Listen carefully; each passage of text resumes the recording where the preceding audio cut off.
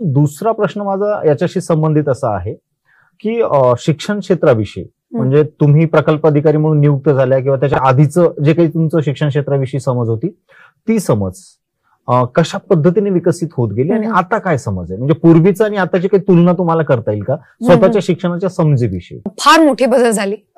मी ज्या दृष्टीने बघत होती शिक्षण क्षेत्राला तो होता कंट्रोलचा विषय. म्हणजे मी 1-2 शाळेला गेली, तिथे मी बघितली की मुलांना साधं भागाकार येत नाही, गोष्टी वाचायला येत नाही. तर मला काय वाटलं की शिक्षक शिकवत नाही.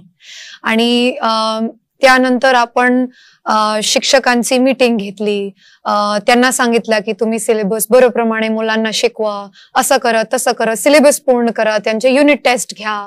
आणि याच्यावर खूप लक्ष होतं.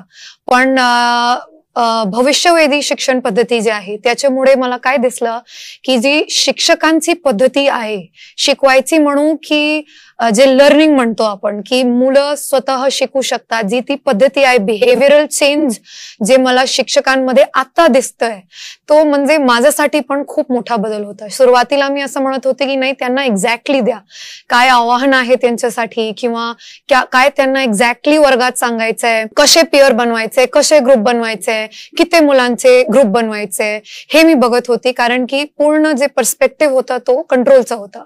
पण जेव्हापासून मी ही ट्रेनिंग घेतली, मी स्वतः ट्रेनिंग पूर्ण केली आहे आणि शिक्षकांना पण बघितलंय, तेव्हापासून माझ्या डोक्यात हेच आलं की जितकी फ्रीडम किंवा आपण डिसेंट्रलाइज्ड ऑटोनॉमी म्हणतो त्याला शिक्षकांना दिली, त्यानंतर जे मॅजिक मी वर्गाला बघितली की इतकं सोप्या पद्धतीने आता परिणाम यायला लागले, that was a very very big change for me.